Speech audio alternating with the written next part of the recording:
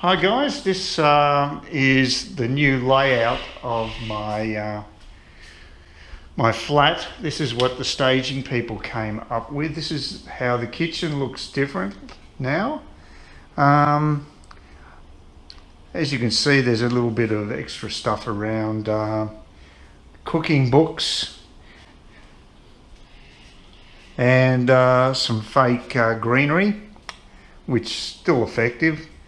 And the lounge has changed quite radically. There's a dining area here. That table is totally impractical, by the way. The legs were very wobbly, so you can't use it for eating. It's just for show. That's my piece of furniture there.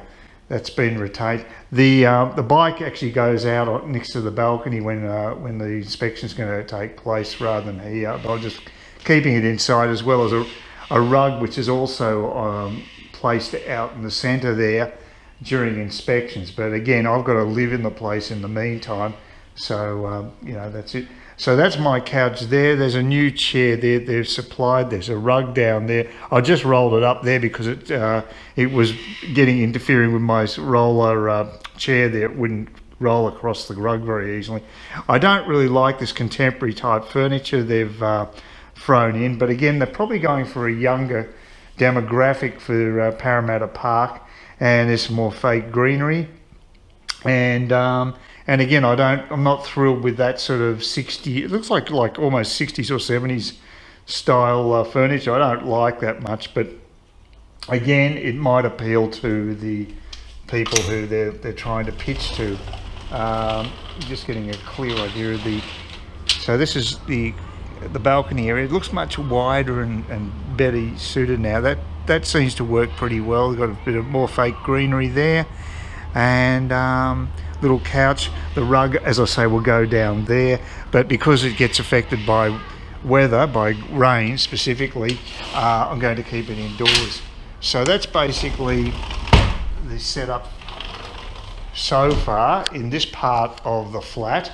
Now we go to, and they've obviously also put some paint, some prints on the walls as well. This is the second bedroom, and I don't know about you, but when I see all these pillows and what have you, I think this is very feminine. The effect it has on the place. I think the room looks better with the staging, but I think it's got a much more feminine look to it. But maybe it's just me. Here's the bathroom. Again, lots of sort of the fake greenery. Those are my towels, which will be taken away for the actual inspection, and those are the towels that are staying here.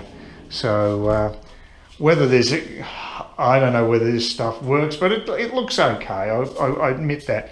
I've actually rolled this back. I've got a photo I can put up on screen of what the actual staging looks here. Again, see all those pillows? There's about 7 pillows. I take my pillow away, put it in the closet, and put at the end of the bed 7 pillows plus this new bedspread which goes over my doona. So that's the difference here, and also the piece of that artwork's been shoved up on the wall. They use a very thin pin which apparently can pull out and you wouldn't even know it's gone in, so it's a little trick they use. And so that's basically it. That's the master bedroom, bathroom. Like I say, the thing's got a bit of, I feel it's got a little bit of a feminine type effect. The person doing the staging is female, and I told her that, and I think she was a bit surprised, but that's my personal opinion. But if it helps sell the place, who knows? It went live on realestate.com yesterday, and the inspection is going to take place on Saturday about midday. So after that, hopefully we'll get some nice positive feedback. I did discover something that I'm actually probably going to be entitled to a transfer duty, I think, which is their name for stamp duty, which they use in Victoria for purchasing a property. I can get it because I'm on a concession, I'm on a pension. I'm actually entitled to a rebate on that. I think it'll be about at least $3,500, which will be bloody useful, I've got to say, because I've totally bungled my investments on the stock market, so it makes up for that. Anyway, that's the new look lounge. It looks more spacious, so I'll give them that, and we'll just see how it's all received. The photos online look pretty good, so I will concede that point. So it's just fingers crossed now, and hopefully this is all worth the effort. Yep, just walked past the entrance to my block of flats, and the sign's out the front. It's just the actual sign of the agent, though. It's interesting. It's a different to the way the other guy did it. He sold the previous property there. But the main thing is the photos look good on realestate.com.au. I think that's more important anyway. So yeah, we'll see.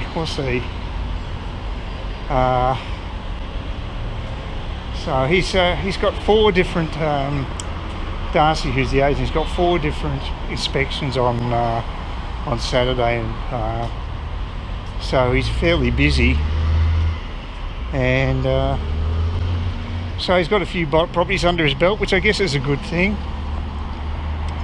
So we'll see how it all pans out. Like I said before,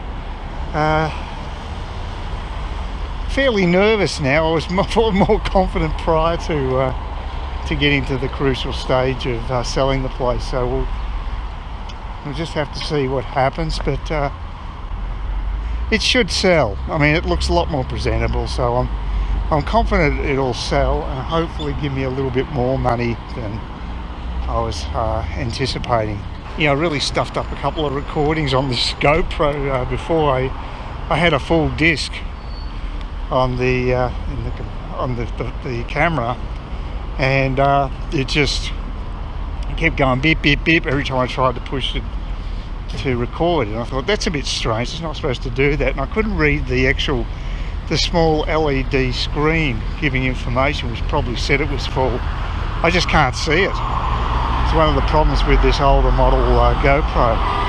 So thought I was recording all this footage, and I wasn't. There's nothing coming through at all, so yeah, didn't work out well. God, there's a lot of traffic here at the moment. It's getting close to 4. Is it all? Wouldn't be the school rush, would it? I don't know. It's just an incredible number of cars. Oh, I got through okay. Good. Very busy. Hey, I'm going to head off and have a pint of Guinness. I've almost run out of my gin, so what the hell. I'll do a little bit of supermarket shopping on the way back. Oh, those lithium mining stock has just gone up again today. Oh God, the stock market likes to really rub it in when you stuff up, you sell too early. I do a lot of that. You got to hang in there sometimes, but if you hang in there, inevitably what will happen will just drop back. So it's very difficult to pick.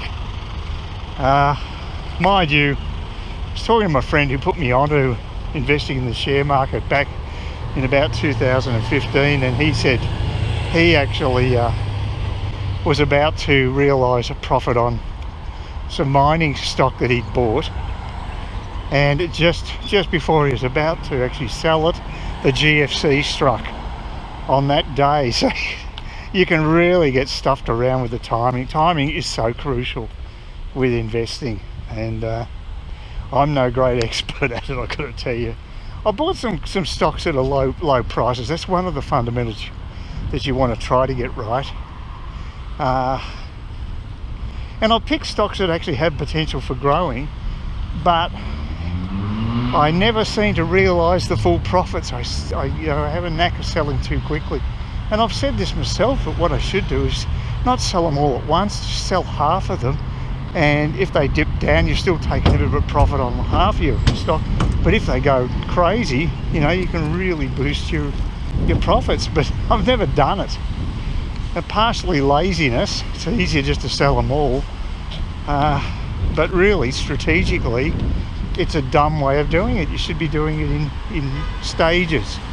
Because I don't worry about brokerage anymore. That's irrelevant considering the profits, the increased profits you can amass. So Yeah. Oh well. I've got to listen to my own advice from time to time. I certainly wouldn't expect anybody else to listen to me if I won't even listen to myself. So, yeah, it's pretty bad. Whew. Yeah, anyway, I'll be very happy when Saturday's over, and hopefully there'll be some feedback and an actual offer, at least to find out. It's a bit of a nibble so I can know what the sort of market's like. Darcy tended to think the good news was, he rang me yesterday and said the good news is he didn't find that many properties in my area in the price range that I'm in, so that could work out well for me. Fills a niche for certain buyers looking at a certain price point. It's certainly not the top, and it's certainly not the bottom. The prices vary a hell of a lot up here, so we'll see. Oh yeah, the other thing is apparently the Labor Party in WA had a state election. I didn't even know about it, but apparently they've virtually wiped out the Liberal Party, and I think it's the Liberals' own fault because they weren't prepared to actually challenge Labor on policies, and they've lost control of both houses. It's been an absolute disaster. I think the Liberals are in danger of only having 2 seats in the lower house. I mean, that's virtually a wipeout. They wouldn't have party status. There's more Country Party, National Party members, not sure what they call them over there, but anyway, you know, the old Country Party. There's more of them, there's twice as many of them as there are of Liberals. It's just, and I think one of the reasons is that the Liberals are trying to grab the Green vote, and I think it's a real mistake because it's not going to appeal to me, I'll tell you that right now. And I think I'm one of the type of people they need to win over to get back in power in state level. But yeah, you know, you've got to fight. You can't just lay down and just agree with the government on everything. And that's a pathetic way of running a campaign. And they got wiped, absolutely wiped. So there's a lesson to be learnt there. It's like those rhinos in America. I remember Mitt Romney ran for president. He got trounced, if I recall. He certainly didn't have hope in hell of winning the presidential election. You got to be true to your own beliefs and don't dilute your policies to placate what you think is a potential extra voting group like the Greens, especially the Greens. Why would you be doing that? It's insane. Anyway, getting one step closer to having Guinness. I think I'm not looking forward to it. I'll probably still get this bloody contact tracing crap where you've got to put your details in just to have one Guinness. I don't want more than one. So it turns out to be a real hassle if you're just there for one drink. So bureaucracy gone mad. There's got to be better ways of doing it anyway if they want to do that sort of thing. But yeah, it's an invasion of privacy to some degree too, and I think the whole thing's been overblown.